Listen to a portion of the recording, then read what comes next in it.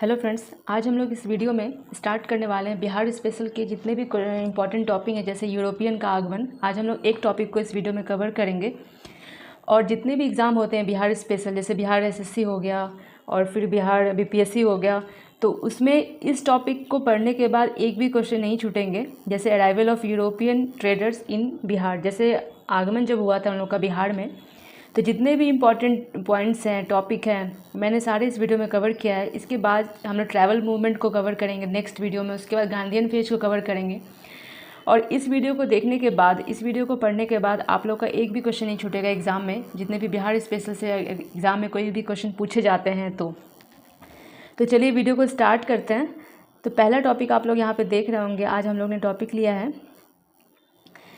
जैसे स्टार्टिंग में, जैसे मॉडर्न हिस्ट्री स्टार्ट जो होता है, तो हम लोग स्टार्ट पहले करते हैं कहाँ से, कि जब सब इम्पॉर्टेंट जितना भी पॉइंट्स है ना, मैंने सबको नोट डाउन किया है, और ताकि कोई भी एग्ज़ाम में इससे रिलेटेड कोई भी क्वेश्चन आया तो वो एग्ज़ाम में छूटे नहीं। जैसे हम लोग शॉर्ट फॉर्म में पढ़ेंगे, क्योंकि बुक में बहुत सारे पेजेस में कवर किए गए थे, तो मैंने उसको एकदम छोटे फॉर्म में लिखा है, जो एकदम याद हो सके और एग्ज़ाम में आप लोग को याद आ सके कि हाँ, एग्ज़ाम में इस टॉपिक में हम लोगों ने पढ़ा था, तो पॉइंट वाइज आप लोग को याद रखना होगा एग्ज़ाम में। चलिए वीडियो को स्टार्ट करते हैं। अलीवर्दी खान जो है वो क्या था, हम लोग इस तरह से पढ़ेंगे ताकि हम लोग को याद हो जाए और रिवीजन भी हो जाए। जैसे अलीवर्दी खान जो था वो क्या था, डिप्टी गवर्नर ऑफ बिहार था। मैंने कुछ कुछ वर्ड हिंदी में भी लिखा है, एक्चुअली बुक इंग्लिश में था, तो मैंने कुछ कुछ वो याद आने पर मैंने लिख दिया है हिंदी में, लेकिन मैं समझा दूँगी उसे हिंदी में। जैसे अलीवर्दी खान है वो डिप्टी गवर्नर था बिहार का। वो कब था? 1733 में था। ये आप लोग को याद रखना है इस तरह से कि हाँ, 1733 में अलीवर्दी खान जो था वो डिप्टी गवर्नर ऑफ बिहार था। उसके मरने के बाद, वो कब मरा? 1756 में मरा। उसके बाद क्या हुआ, 1756 में मरने के बाद सिराजुद्दौला जो था वो बंगाल का नवाब बन गया। पहले कौन था? अलीवर्दी खान था, डिप्टी गवर्नर बिहार का। उसके मरने के बाद जब वो 1756 में वो मर गया, तो सिराजुद्दौला बंगाल का नवाब बना।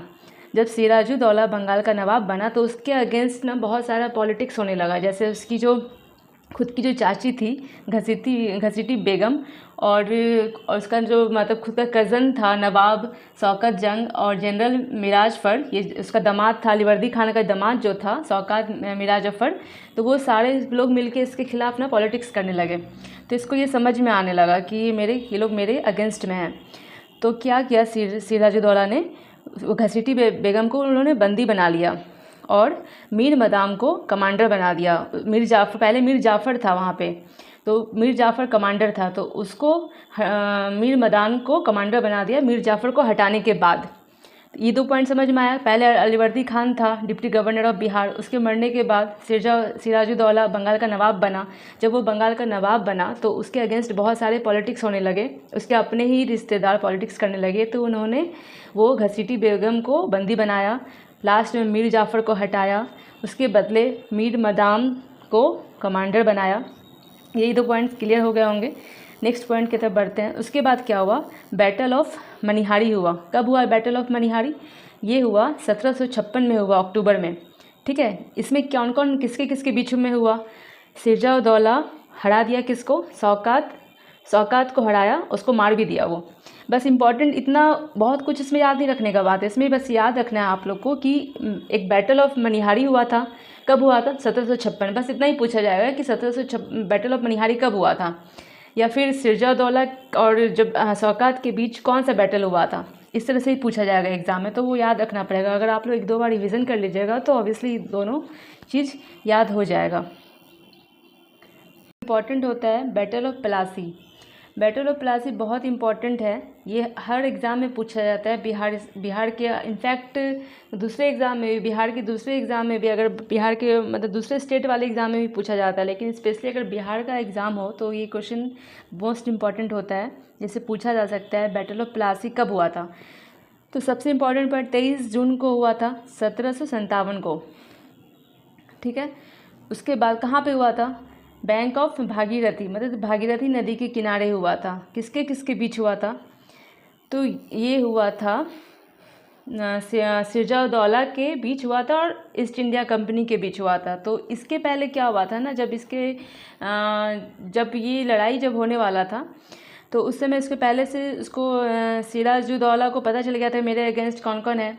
तो वो एक पहले से एक मोटिव बना लिया था कि नहीं, हमको इस ब्रिटिश ईस्ट इंडिया के ख़िलाफ़ हमको लड़ना है। तो फिर बैटल ऑफ प्लासी हुआ उसके बाद। लेकिन बैटल ऑफ प्लासी जो हुआ तो उसमें क्या हुआ ना कि वो हार गया, सिराजुद्दौला हार गया। किसके द्वारा हार गया? क्योंकि वो जो ब्रिटिश ईस्ट इंडिया कंपनी जो थी उसकी जो लड़ाई थी वो लॉर्ड क्लाइव के अंडर में हो रही थी, उसके इंस्ट्रक्शन में ही हो रहा था, उसके गाइडेंस में ही हो रहा था। ठीक है, जब बैटल ऑफ प्लासी हो गया तो लॉर्ड क्लाइव ने क्या किया, जब लॉर्ड क्लाइव ने जीत लिया वो उस लड़ाई को, तो मीर जाफ़र को वो बंगाल का नवाब बना दिया। जब वो मीर जाफ़र को इसलिए बंगाल का नवाब बना दिया ताकि वो अपने जो उसे कहे वो उसके अनुसार वो काम करे उसका, इसलिए। और उसके बेटे मीरान को वो डिप्टी नवाब बना दिया बिहार का। ठीक है, और एक इम्पॉर्टेंट नाम होता है अली गौहर। अली गौहर जो है उसको ना उसका रियल नाम था शाह आलम II। ठीक है, वो ना पटना को सीज करने का कोशिश कर रहा था 1760 में, लेकिन वो कैप्टन जो नॉक्स था ब्रिटिश कंपनी के टीम में, तो उसकी वजह से वो कर नहीं पाया। और अली गौहर, ये इम्पॉर्टेंट हो सकता है, ये लाइन ये पूछा जा सकता है एग्ज़ाम में कि अली गौहर का जो कैंपेन था वो कब ख़त्म हुआ बिहार में? तो 1765 में ख़त्म हो गया था उसका। ठीक है, नेक्स्ट टॉपिक है, हम लोग पढ़ते हैं जैसे मीर कासिम को बंगाल का नवाब कब बनाया गया?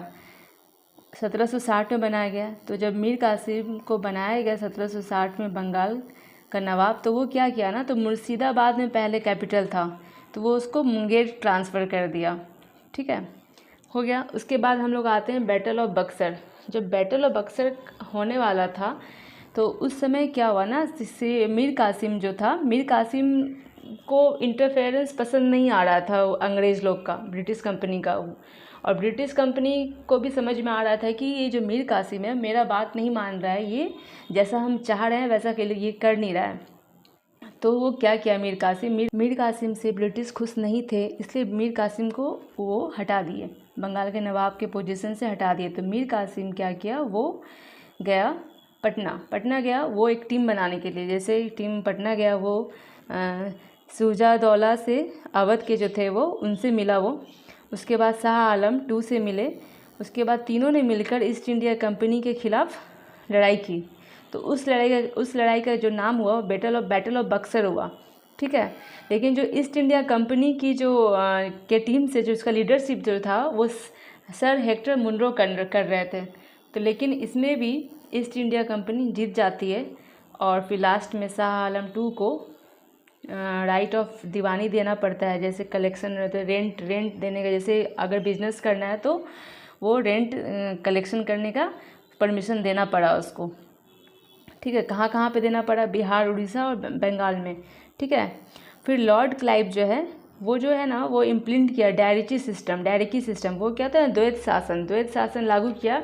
ये पूछा जा सकता है कि द्वैत शासन किसने लागू किया? तो लॉर्ड क्लाइव। कहाँ पे? बिहार, उड़ीसा और बंगाल में। कब लागू हुआ था? 1765 में। ठीक है, ये इंपॉर्टेंट है, ये बहुत इंपॉर्टेंट है ये वाला इसका फैक्ट क्वेश्चन, क्योंकि बीपीएससी और जितने भी बिहार एसएससी में आपसे फैक्ट पे ही सारे सवाल आएंगे, तो आपको सारे फैक्ट याद। राजा राम नारायण और राजा सीतप राय जो थे वो डिप्टी गवर्नर बन जाते हैं बिहार के, और मिडिल्टन जो हैं वो चीफ ऑफिसर बन जाते हैं इंग्लिश फैक्ट्री के। जो मैं जितना एडमिनिस्ट्रेशन संभालना होता है वो उनको बना दिया जाता है। ये इंपॉर्टेंट फैक्ट था तो मैंने इसे लिख दिया है, आप लोग इसको रिवीजन कर सकते हैं या फिर नोट्स बना सकते हैं। तो और दूसरा टॉपिक हम स्टार्ट करते हैं, जैसे यूरोपियन जो हम लोग वहाँ पे ट्रेड करने के लिए आए थे बिहार में, तो ये बिहार का भी बहुत इम्पॉर्टेंट पॉइंट्स होता है एग्ज़ाम में। जैसे इंडिया में तो आई थी, लेकिन बिहार के पर्सपेक्टिव से बहुत इम्पॉर्टेंट हो जाता है एग्ज़ाम में। तो देखते हैं हम लोग, जैसे यूरोपियन जो है पहले जो ट्रेड स्टार्ट की थी बिहार में, कब की थी? 17वीं सेंचुरी में स्टार्ट की थी। ठीक है, पुर्तगाली जो है सबसे पहले बिहार में आए थे, किसके रास्ते? हुगली के रास्ते। हुगली हाईवे जो है ना उसके रास्ते आए थे। और सब वो किस चीज़ का बिजनेस करना चाह रहे थे? वो यहाँ से ना कॉटन का जो कपड़ा होता था पटना से, वो यहाँ से ले जाना चाहते थे बिजनेस करने के लिए। और जो डच कंपनी है, डच कंपनी पहली बार यहाँ पे 1632 ईस्वी में स्थापित की गई थी। कहाँ पे? जो अभी आज के प्रेजेंट टाइम में जो पटना कॉलेज है उसके उत्तर साइड में, ठीक है। और डच ट्रेडर जो थे, डच जो बिजनेस जो ट्रेड करने के लिए आए थे, तो वो ना यहाँ से सोडा ले आना चाहते थे। सोडा क्योंकि सोडा जिससे ना बारूद बनता है, नाइट्रेट, वो बारूद बनाने के लिए बहुत यूज़फुल होता है सोडा, तो वो यहाँ से ले जाया जा करते थे, ताकि वो उनका बिज़नेस, उससे वो लोग बिज़नेस में इस पे ही वो लोग ट्रेड करते थे। तो एक इम्पॉर्टेंट पॉइंट्स है, जैसे पूछा जा सकता है कि डच कंपनी कब अपनी फैक्ट्री स्थापित की पटना में, तो 1632 में, ये इम्पॉर्टेंट है। एक फ़ारूक सियर जो है ना, वो ब्रिटिश को 1717 में वो एक फिर से ग्रांट मतलब परमिशन दे देता है बिजनेस करने के लिए 1717 में। ये पूछा जा सकता है कि कब ब्रिटिश इंडिया को फ़ारूक सियर ने कब ग्रांट मतलब किया था वो बिजनेस करने के लिए, तो 1717 में, ठीक है। और एक इम्पॉर्टेंट है एक पॉइंट्स, जैसे यूरोपियन जो है कंपनी जो आई थी बिहार में, स्पेशली बिहार में, जैसे पुर्तगाली जो फैक्ट्री है वो कब अपना फैक्ट्री बनाई थी बिहार में, 17वीं सेंचुरी में बनाई थी। किसके लिए बनाई थी, क्या उनका काम था, मतलब कॉटन कपड़े को ले जाना, उनका यूज़ करना। डच जो है 1632 में बनाई थी बिहार में। वो क्या यूज़ करती थी, ग्रेन और सोड, ठीक है, वो जो सोडा होता है, ठीक है। और ब्रिटिश जो 1651 में बनाई थी, वो इंडिगो और कॉटन का, नील की खेती, और उनको रुई का उनको बिजनेस में इंटरेस्ट था उस समय। और डैनिश जो थे वो सबसे लास्ट में आए थे 1774 में। वो कॉटन, उनका भी ट्रेड जो था, इंटरेस्ट कॉटन क्लॉथ में ही था।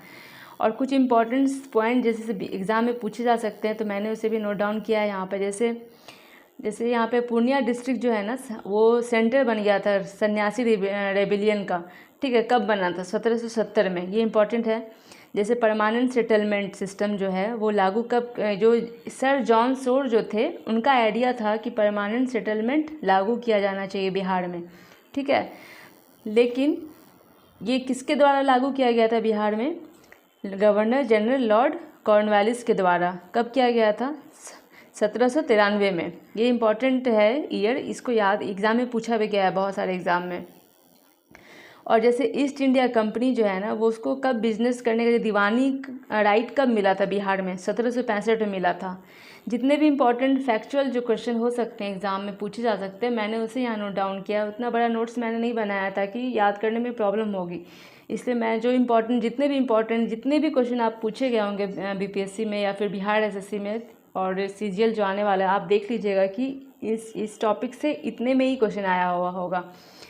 पटना गोलघर जो है वो किसके द्वारा बनाया गया था, कैप्टन जॉन गार्स्टिन के द्वारा बनाया गया था। वो एक ब्रिटिश इंजीनियर थे। कब बना था, 1786 में बना था। और उस समय कौन थे, तो गवर्नर कौन थे, वॉरेन हेस्टिंग थे। और कुछ इंपॉर्टेंट क्वेश्चन थे जो बीपीएससी में पूछा गया है। जैसे एक क्वेश्चन था, जैसे बंगाल, बिहार और उड़ीसा के लिए दीवानी राइट्स किसने दिया, तो ये इसका आंसर होगा शाह आलम II ने दिया। और दूसरा एक क्वेश्चन पूछा गया है बीपीएससी में, तो बंगाल का कौन सा नवाब मुंगेर को अपनी राजधानी बनाया गया है, मीर कासिम। बहुत सारे क्वेश्चन ऐसे हैं जो रिपीट होते हैं एग्ज़ाम में, और इन सारे टॉपिक से क्वेश्चन रिपीट होंगे। आप लोग को वीडियो कैसी लगी, अगर आप लोग को वीडियो थोड़ी भी हेल्पफुल लगी तो आप लोग प्लीज़ वीडियो को लाइक कीजिए। नेक्स्ट टॉपिक में हम लोग मॉडर्न हिस्ट्री का ही जो ट्रैवल मूवमेंट है वो स्टार्ट करेंगे हम लोग। और धीरे धीरे मॉडर्न हिस्ट्री जो बिहार से रिलेटेड, जो बिहार स्पेसिफिक है, बिहार स्पेशल जो है, वो कंप्लीट करने के बाद हम लोग जितने भी बीपीएससी से क्वेश्चन पूछे गए हैं बीपीएससी में, सारे बीपीएससी के जितने भी क्वेश्चन पूछे गए हैं, सारे हम लोग इस टॉपिक में, सारे इस नेक्स्ट वाले वीडियो में कंप्लीट करेंगे। जल्दी मिलते हैं नेक्स्ट वीडियो में, तब तक के लिए जय हिंद।